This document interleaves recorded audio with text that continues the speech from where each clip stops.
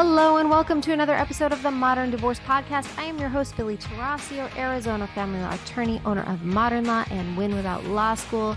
And today I am joined by Dr. James and Ginger of the Family Core. They have quite the story to share, and this is our month to focus on blended families, and I can't think of a more appropriate guest to handle this subject. James, Ginger, welcome to the show. Thank you, Billie. We appreciate it. Thanks for having us. Absolutely. So, tell me a little bit about your story and how you even became involved in the family law world. Sure. Well, James and I are both, we came from divorce in our past life. We met each other and decided to blend and remarry. So he brought in two girls, the ages of 7 and 4, and I brought in one boy, a 12-year-old. So we blended. We thought it would be perfect. And to be honest, the blend went well, but the other components on the outer skirts didn't go as well as we hoped and anticipated. So we spent 8 years in the legal system in Arizona and did a very long, expensive, custody agreement. Custody agreement. Yeah. Took us 8 years to get to that. Wow. Those children are now grown, and we've added an additional 2. So we are a blended family of 7. And we're happy to say we're on the other side of the legal system. Right. That's awesome. So with that came all the challenges that most people can relate to, right? Not getting along with the exes, clashing of calendars and schedules. Just misunderstanding and miscommunication in a large sense, and hoping that none of that poured over into the children. I can't take most of the credit for it, but my wife can take most of the credit for it. She was wonderful with organizing and making sure the kids were at the right places at the right times. Schoolwork was done and they were prepared for tests or whatever activity after school was going to take place, that the other biological parents knew about it and were informed in the proper time. And all this came about over the course of years. And we began to be noticed in our neighborhood that the kids were well adjusted and doing nicely. And what was the secret? Like, how did we make this work so well? And it was a matter of just constant scrambling, as you know, building calendars, putting out group texts or group emails, making sure that all the flyers from the schools got out to the other parents on time, scheduling the doctor's appointments and the dentist appointments, and making sure that you were sharing all that information, just trying to behave like the mature parent that you're supposed to be, even though you don't necessarily like that other person on the other end of the phone anymore. Thank you. That was a lot that you shared, so I appreciate that. Going back, what do you think contributed to the blending of your families going well? What did you do to help that happen? We actually, we had both in our prior marriages not kept a focus on our religion. And so when we met and we started dating, we kind of drew a line in the sand and said, this will be our main focus. So introducing the children to each other, we just made it a priority. So every Saturday night we went to church. The kids knew that from their transition day in our custody schedule of 5225, that when they transitioned home, that they would be involved in church. And so both sets were in youth groups, but when they went to the other household, they were not at all. And so bringing them back home, it was just a comfort to them that there was consistency. They had made a friendship group. They had volunteered. Everything just kind of focused around serving for them. And so I think that we 100% have gone back to say that was a contributing factor to the majority. And I think the children at their ages made a very conscious effort to say, my dad loves her, my mom loves him, and we're just going to focus on what we can control under our roof. And that made things a lot simpler. We weren't worrying about everything on the outside and how it can affect us. We were worrying about what was under our roof and how we could affect them once they left our home. I really like that. So instead of focusing on what was happening or what could have been happening or how to make sure that the other parents were having a similar routine or similar values, you just focused on how do we make our home as consistent as possible and be very clear about our home's family values. And then when they are with their other parent, they'll have a different setup there as well. Sure, sure. And I think that kids of custody that do have that circumstance in their life, I really think that they come out on the other end more well-rounded. I think that they recognize that a lot of their peers are going through that same circumstance. And seeing the children from the outside, you wouldn't know how just absolutely absurd or ridiculous the behavior was, because our expectation at home was, these are the rules. This is what we do. This is how it works. Let me know if you have any questions or we need to speak about it. And then also another factor for us was making sure that family dinner was around the table so that we could all sit together, focus on what was being said. We always checked in, like, how was your day? What was the good? What was the bad? How can we discuss that? And I think it really built the relationship between the three older children that even to this day as adults, even though they're all adulting, they still check in with each other, like, what was good? What was bad? You know, what would you want me to know? And so I think just building that, like you said, consistency was very healthy for them. How did you manage your roles as step parents?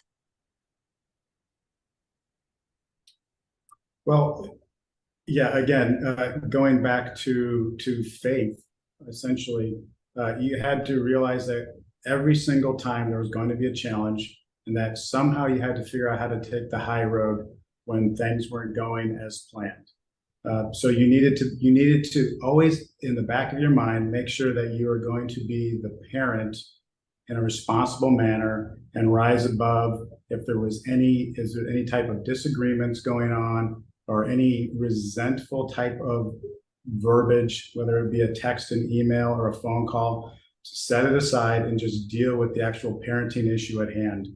You had to take those types of facts and put them in your mind before you deal with anything related to a co-parenting type of situation. You have to take the high road because the kids are always watching, they're always paying attention, and they take what your energy is, and then when they go to the other house, they gauge what the energy is like on that side as well, and they can feel the tension if it's there. So you have to figure out a way to compartmentalize those antagonistic types of emotions and set them aside, and then deal with the co-parenting issue at hand. Deal with other adult issues later when the children are not involved or not in your presence. You can speak about, hey, maybe you're not speaking to me properly, those types of adult discussions, but you have to channel those away from the children because they pick up on all of that. And then you're not doing your job as a parent, right? Now you have dropped down into the fray and you're being more of the problematic parent than you are being the good adult leading parent. James, were you the primary disciplinarian and rule setter for your children once you blended, or how did you handle your step parent roles with regards to your own biological children and your stepchildren? No, we viewed ourselves as a new nuclear family. And we tried to take on very traditional roles. Ginge worked from home, I worked out of the house. So she was more physically involved with the children directly after school or immediately in the morning before we get them off to school. So if there were issues, Ginge was on the ground, the boots on the ground, first line to deal with any disciplinary actions. But me as the dad, I had to come in and say, you know what, I support whatever mom is saying. That's the rule of the house when you're here, and this is how we're gonna run our house. So we had to align ourselves as a front together, and support decisions either one of us made when it came to any type of disciplinary actions, whether it was my I don't like saying it, but my stepson coming in, or whether it was her stepdaughters coming into the picture, whatever the issue was, we had to put forth a United front. united front. Did you ever have conflicts between the two of you on those types of judgment calls? Oh, sure. Yeah, Absolutely. I'm sure, but we never address them in front of the children. So we would stand united, and he would say, I stand behind mom. What her decision is was her decision. But then, once the kids were put to bed or we transitioned them out, he would say, maybe we can look at this a little bit differently, or, every child is different. So you have specific issues with not only birth order, Right. we had his daughters coming in. We had the birth order, who she was primary, and then we had the baby, but then they came into a situation where they were knocked down a position. The older two, who are complete rule followers, took to that fine. The baby then became even further down, and then we added children in. So she had lost kind of her queen seat. And so there were some adjustments, and we just worked together behind closed doors to where, we could work through our discussion without having it be in front of them. Right. But she's also at the age, at about the 10 years of age mark, where we could sit down with her individually and just work through the problems. And we gave her a sense of relief that, look, this is not an interrogation. What's the trouble today? Let's figure out how to get through this today. So you spend the time with the child one-on-one and work through the issue and come up with an agreement of what we should do going forward, whether it was a phone issue or an internet issue, a certain child that you really don't want them to be around issue, or a different type of school behavioral issue, whatever it was. We would take those children one-on-one and speak to them, and you have to get down on their level and speak to them and let them catharsis, if you will. And then you can repeat back what you understand the issue to be. And usually you come up with a good resolution, because these are children's problems and we've all been there. Yeah. And there's usually very easy solutions to these problems, but making them understand what the problem is and how to best go about confronting the problem or jumping over that hurdle. If you work through it together, you usually come up with the best resolution more quickly. Yeah, and we found quickly that you can't set rules without a relationship. So we made sure to date our children. So we would date them together one-on-one. So we would take one child and we would take them to do an activity of their choice. Mm-hmm. So we would date them. They came out of their shell because they're not with the siblings, and they could express how they felt about one another. Again, they were all amazing children. We just got blessed, but we were very intentional about the blend. We were very intentional about giving them their time to build their own relationship. And we were very intentional about building a relationship with each of them individually so that they could feel heard. Mm-hmm. I can't agree more. Like, it's very difficult to set rules without a relationship. For sure. Especially to get their buy-in. Like, you might get compliance, but it's probably going to be short term if you don't get their buy-in. And that is not a fun cycle to be in. No. And they became teens quickly after.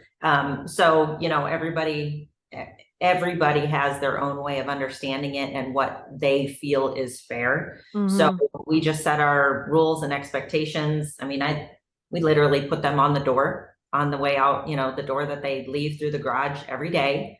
And right on it, it said, if you don't understand them, then let's talk about it.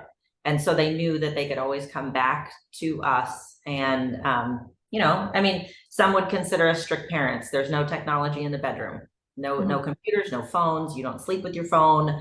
There's a curfew, nothing good happens after 10. And they were all compliant with that. There's just certain things that we laid in place. And I think even our college daughter called home the other day and she said, okay, I'm 18 now. I get it. I've seen what's gone on. Nothing good happens after 10. Mm-hmm. So she makes sure she checks in and she sees it now, but she didn't understand it then. No, the rules have really set in. So it's nice to know that they actually absorbed the teachings that we put out there over the years. Yeah. So what were the rules on the back of the door? I know people are going to be curious. So it was just that, like, we work in a pattern. You get up, you make your bed. There's no question. Don't come out of your room until you make your bed. You make your bed, you get dressed. Your teeth are brushed, your face is washed, your body sprays on before you present. You have breakfast, you clean up.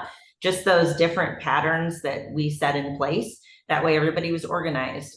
We try and set up the night before so that things go smoothly in the morning. Like, if you can get a good portion of your lunch made, you make that. It's always a protein, a fruit, a vegetable, one snack, different things like that. Just rules in place. And then when they come home, you unpack your backpack, you clean out your lunch pail, you get ready to set up your homework, you have a snack. There's no TV Sunday through Thursday. There's just no TV unless it was a special occasion, things like that. And so putting those types of things in place gave us the opportunity to communicate with them and see their face instead of them looking at a TV or a monitor or on a screen. Yeah. No technology in the bedroom for any reason, no computers, no cell phones. If you feel that you need an alarm, we'll buy you an alarm clock, things like that. Otherwise, I wake you up and we get the house rolling. But setting those habits in place for them have made them very structured kids. And we understand that they're all different because all 5 of them are. But that's what's in place. We follow those rules. We do it to the best of our ability. And when we have ever had anybody come in and take care of the kids, they basically say, why am I here? I'm like, well, you're here just in case somebody bleeds. But past that, they should be able to manage things on their own. And what's interesting about that is the younger kids watch the older kids in their pattern and they want to do that. Yes. So it's even easier to teach them the good behavioral patterns of how to go about your life. Mm-hmm. They fall right in line like little ducklings. They want to be a part of the family and of the team. And so they know that that's what needs to take place, needs to be done. So by golly, they're going to do it. Yeah. And it has really worked out to be a very strong positive for our children. That's awesome. Kids are 26, 20, 18, 9, and 5. So as you see the progression, we're getting older. So the easier we can make it on ourselves now that we have a 5-year-old following us around, the better it is for everybody. Absolutely. So basically, organization is key, and then follow through, right? Yeah. You need to follow through. If those are the rules that are in place, then you follow through on those rules. They need to be reasonable, of course, can't be draconian, but you need to follow through on those rules so that the children understand that you're serious about them, and these are the rules of the family. Got it. Okay. So at some point you all decided you wanted to create an app. What led to that decision? We did. It was several years ago, and every day, I think, like we do, we question, why am I going through this? We had gone through an 8-year custody battle, and it was difficult. But in that season that we had been drawn through every situation in the court system and had plenty of people involved from the outside, one Saturday morning, I got a visit from the Holy Spirit, and he said, you ask every day, and this is why we did it. This is, you've seen every aspect of custody and everything litigious, and you have a knack for organization, which is something that has always been important in our lives.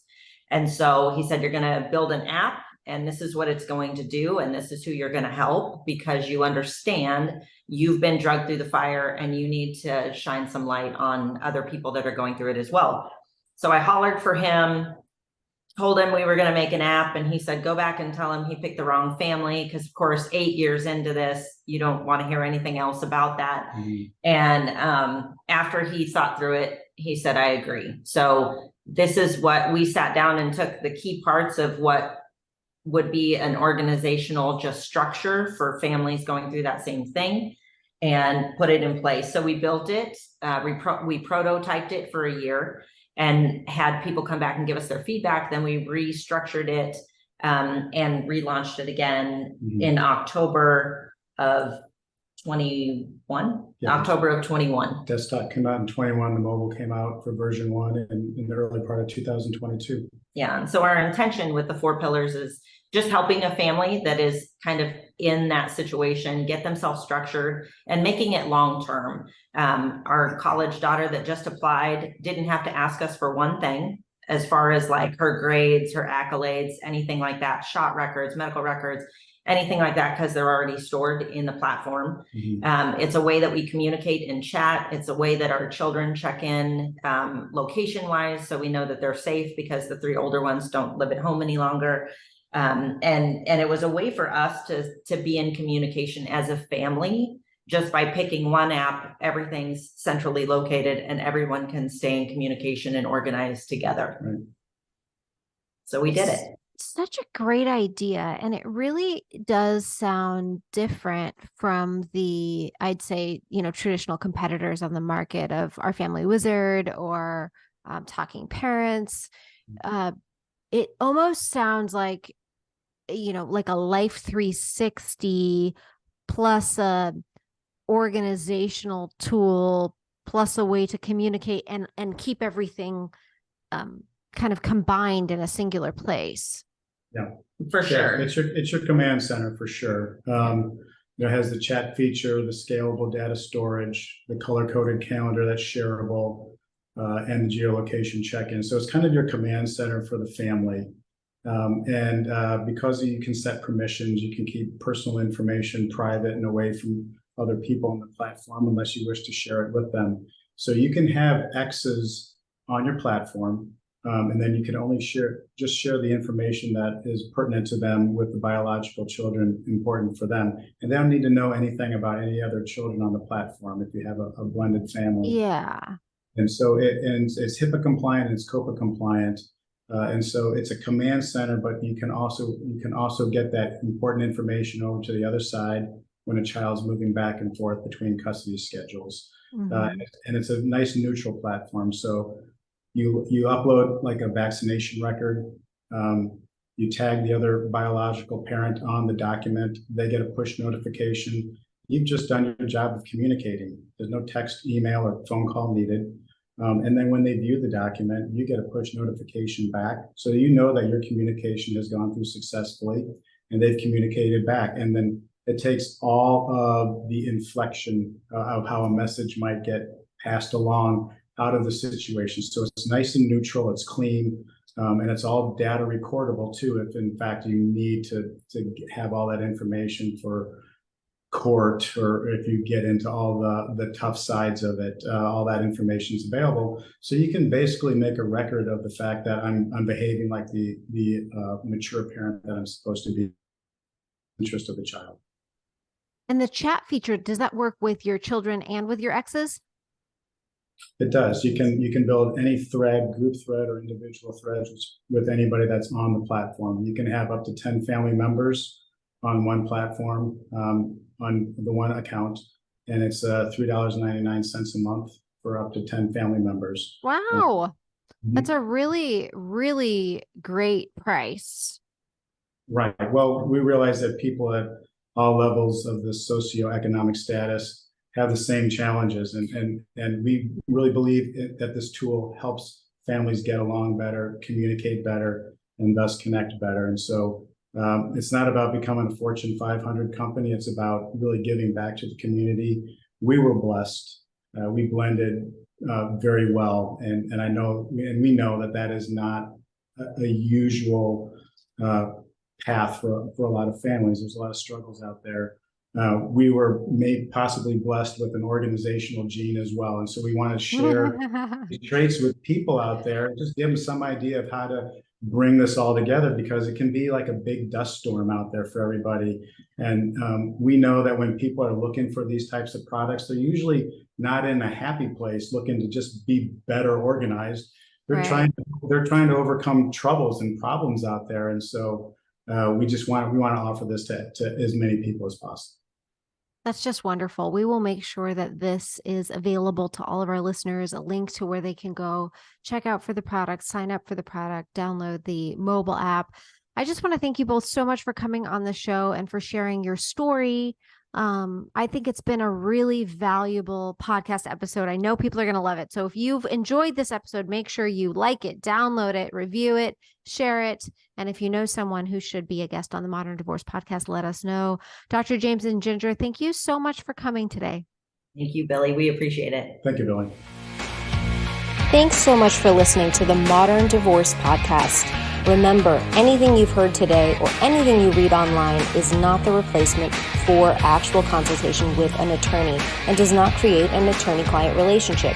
Even if you called in and we spoke to you, you were anonymous and we don't have your details and you have not become a client of Modern Law. However, we would love to speak with you, or you should seek out the advice of legal counsel or counseling or any other expert near you. And if you have an idea for a show topic or you need to speak with an attorney in Arizona, you can reach me at info@mymodernlaw.com.